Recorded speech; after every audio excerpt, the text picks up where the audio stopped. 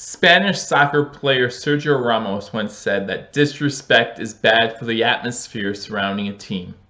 Well, hopefully the disrespect around the NFL isn't getting into the heads of the Buffalo Bills players.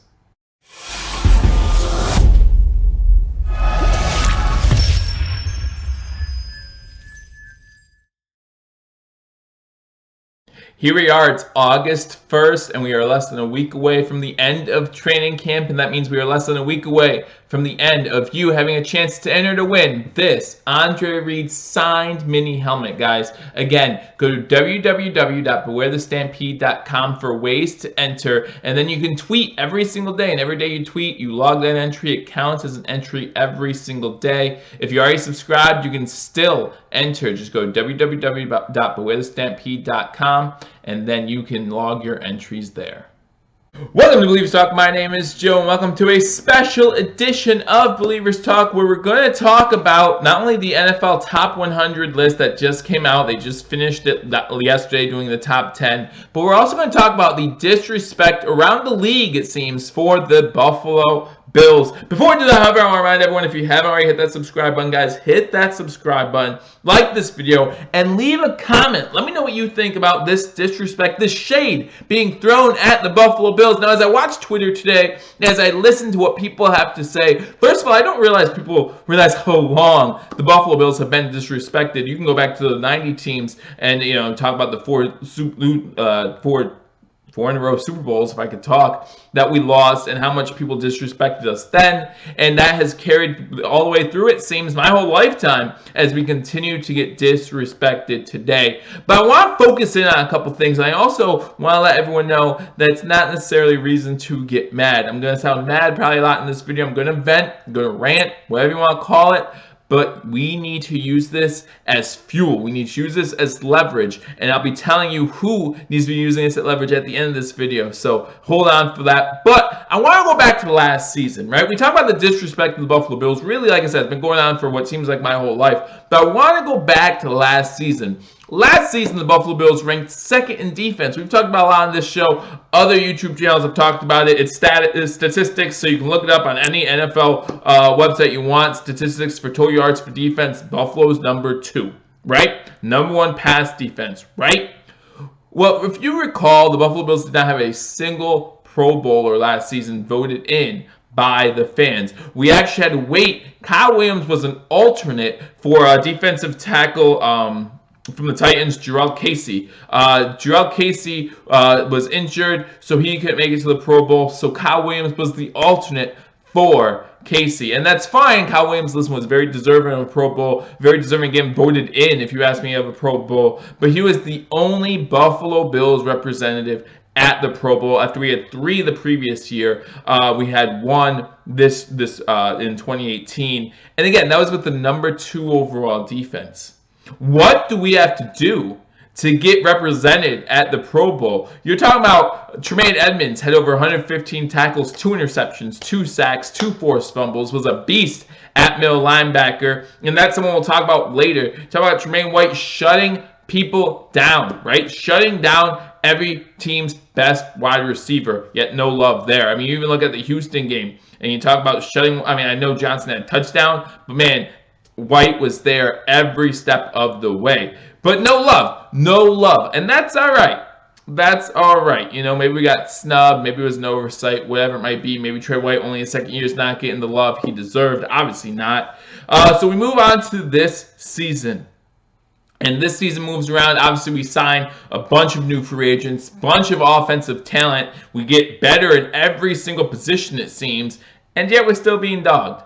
We're still being dogged. USA Today comes out saying, oh, they'll finish 8-8. The Madden rankings come out, and of course, we don't have anyone even in the 90s. In fact, Tremaine Edmonds, the guy I just mentioned, having over 115 tackles, having 2 picks, 2 forced fumbles, 2 sacks, consistently strong as that middle linebacker position, ranked a 74. A 74. Are you kidding me? When you have someone out there, and again, this will go into something further, like a CJ Mosley, who's good, and I'm not trying to throw shade at CJ Mosley, even though some people will take it that way. What I'm saying is, if you compare stats, and we well in a little bit here, if you compare stats, Tremaine Edmonds does look a little bit better in each statistical category. So we'll talk about that in a second. But it even goes beyond that. Even beyond that. So then you see articles on NFL.com. D'Angelo Hall, a great ex-NFL player in his own right, now works for NFL Network, wrote an article for NFL.com ranking his top 10 cornerbacks in the NFL coming into this season. And where does Trey White fall on that list? He doesn't. He doesn't even fall in his top 10. This guy should have been Rookie of the Year, was a shutdown corner his rookie year, and then he finished in the top 5 in attempted throws against this past season. And he allowed, I think it was 0.6 yards per attempt thrown his way, something like that, according to PFF. But still no love, not even a top 10. And you look at some of the names above Tre'Davious White, and it's kind of a shame to see that you have some of these guys ranked ahead of Tre'Davious White. Again, though, use it as fuel. I hope Tre'Davious White, even though we don't want this negativity around our team, I hope Tre'Davious White sees that. I hope Tre'Davious White looks at that and says, okay, I'm not a top 10 corner. Let me prove you wrong. All right. Not only was he not a top 10 corner, after D'Angelo was done with his list, guess what he did? He named some honorable mentions. In fact, he named 16. And where was Trey White on that list? 16th. So he is Tre'Davious White, if my math's correct, as the 26th best corner in the NFL. Come on. Really?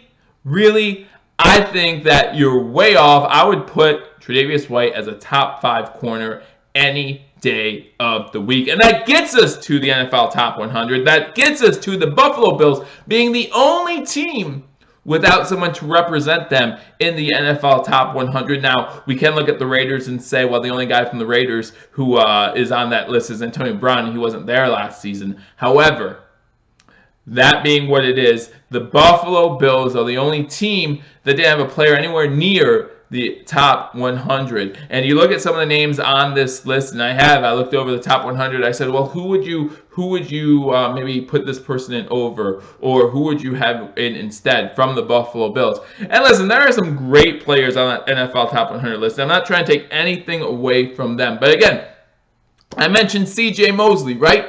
Well, compared to C.J. Mosley, who's ranked in the 70s, I believe, in the NFL Top 100, now a New York New Jersey Jet. Compared to C.J. Mosley, Tremaine Edmonds had more tackles. Tremaine Edmonds had more sacks, because, by the way, I think he had 0.5 sacks. Tremaine Edmonds had more interceptions, because, by the way, Mosley had 0. He had more forced fumbles, because, by the way, Mosley had 0. He made more plays. Period. End of story. I think C.J. Mosley is a great player. I think C.J. Mosley is fine being on the NFL Top 100. But how can you include C.J. Mosley and not include the better Tremaine Edmonds? I don't understand that at all. Now, again, this is all players voting, right? This is all players voting. But, hey, you let the fans vote. Guess what happened? No Bills players got in the Pro Bowl until there was an alternate, right? And the alternate isn't decided by the fans. The alternate is decided by the coach of the team. And then you let the players vote, and there's no Bills players to be seen on the NFL Top 100. So this disrespect that the Bills are getting, it's a real thing. But it's time we put that to an end. Again, this is not sour grapes. You want to disrespect us, that's fine. But this season, we're going to prove you all wrong. So that's who I'm talking to. I'm talking to you, Tremaine Edmonds. I'm talking to you, Matt Milano. I'm talking to you, Tre'Davious White. I'm talking to you, LaShawn McCoy, who was on the NFL Top 100 list last season. I'm talking to you, Micah Hyde, who was on this list last season. I'm talking to you, Josh Allen. I'm talking to you, John Brown. I'm talking to all of you, calling all of you out. All 91 players, soon to be 53 as of August 31st. I'm calling all of you out. I'm calling you out, Bills Mafia. Let's prove them wrong every single Sunday this season. Again, I said before and I'll say it again. I haven't come out with my predictions yet, but if Josh Allen completes somewhere between 58 and 60% of his passes, we're winning the division.